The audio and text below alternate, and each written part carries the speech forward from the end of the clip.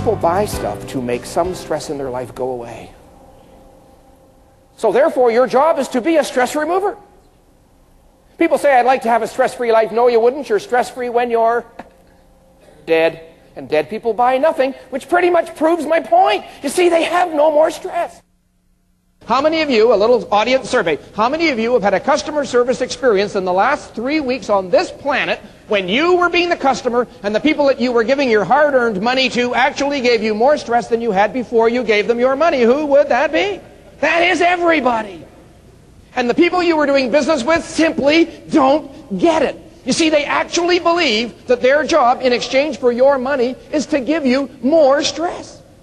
This is goofy. And goofy is a technical term for stupid. 3 steps, 3 simple steps to this whole process. Number 1, understand your customer's stress better than your competitors. Understand it better. Number 2, do what is required to make some of that stress go away better than your competitors. And then, number 3, effectively communicate your powerful message. Understand better, do better, and communicate better. You see, if you understand and you do, but you don't communicate, you're not doing. We're only doing what we effectively communicate we're doing. I spoke in Windsor, Ontario a couple of years ago to the Downtown Merchants Association. And I arrived the night before, and my sponsor there arranged for me to stay in a famous brand name hotel on Riverside Drive, one of 6 hotels on Riverside Drive. Big mistake choosing that one. I spent 1 night in that hotel, 1 night. And at the end, when I was checking out at 8 o'clock the next morning to go across the road to do my presentation, I had a list of 8 things wrong with that hotel. Seriously wrong. I asked for the manager. He came out. I gave him my list of 8 things wrong with his hotel. I normally charge big money for these lists. I gave it to the guy. And he read my list of 8 things wrong with his hotel, and then he looked me straight in the eye and he said, but what you have to understand is, I said, stop right there. Stop right there. I'm a customer. I don't have to understand a damn thing. There's 5 other hotels on Riverside Drive. Exactly how much do I have to understand about your problems running your hotel on my next visit to Windsor? See, he didn't understand whose job it is to understand. In fact, he wanted me to take ownership of his stress. He invited me into his office for half an hour so I could sit down while he explained to me all of his problems running his hotel. Do I give a damn? No. So I reached into my pocket. I pulled out a free pass to my 3-hour seminar across the road at 9 o'clock. I said, if you're there in the front row and I can see you, I won't talk about you.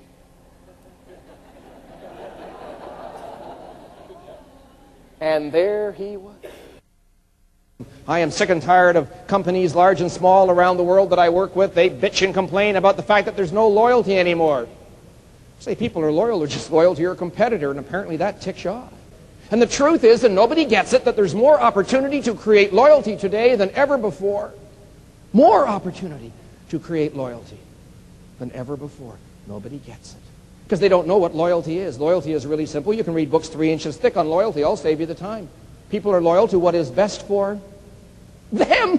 Breakthrough there, eh? What the hell would you expect? Here's an important thing to understand, and that is that people, most people, have 4 currencies in their lives, not just 1. So many business people believe that their customers have only 1 currency in their lives, money, so they can think of one way to compete, which is to cut their price. There are some people out there motivated only by money, only by price. A few of them, fewer than you think. Donate them to your competitors. Have the courage to donate them to your competitors. It'll just put your competitors out of business faster. There's too many of them anyway. It's practically a public service. You see, most people do have 4 currencies in their lives. A currency is anything of value to people that they don't have enough of.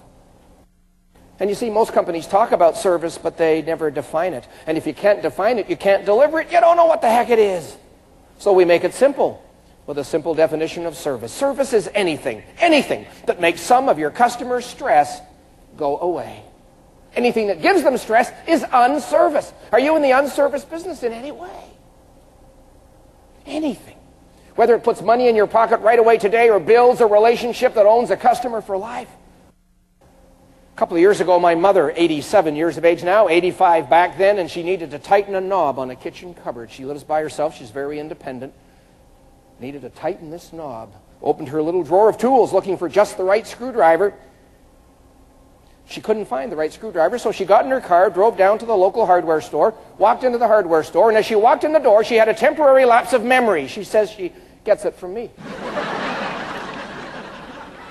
And she confessed to the young man in the hardware store. She said, "Oh, I am so embarrassed. I have forgotten which screwdriver I need."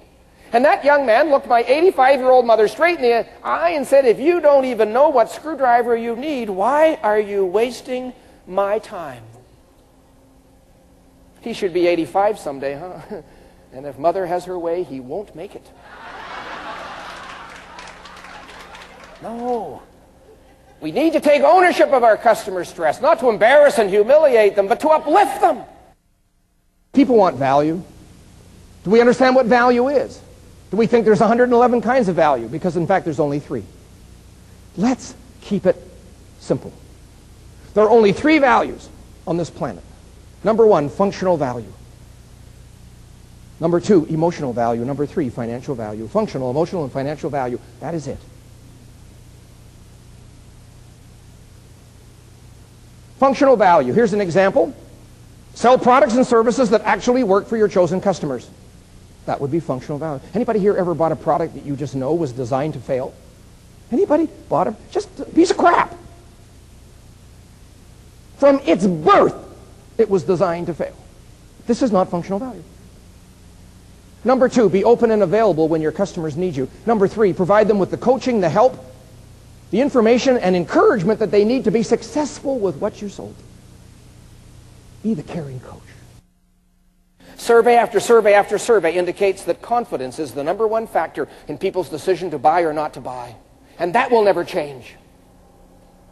Confidence will always be number 1. And according to these surveys, quality, service, selection, and price are generally 2, 3, 4, and 5. So many people keep putting price first. Their customers put it 4th or 5th. A brand is a name and an image that guarantees a consistent set of standards and values that your target customers want in their lives. See, a brand is a guarantee. And brands are powerful because they create confidence. I know exactly what I'm going to get. Holiday Inns, great example. Years ago, their motto was, Holiday Inn, where there's no surprises. You expected mediocrity, you got mediocrity, but you weren't surprised. We can shoot way above that, and we're going to shoot. We are shooting way above that. Excellence, always delivered consistently. Everything you do either builds the brand or kills the brand. There's no in between. Everything you do every day, one customer at a time, builds the brand or kills the brand.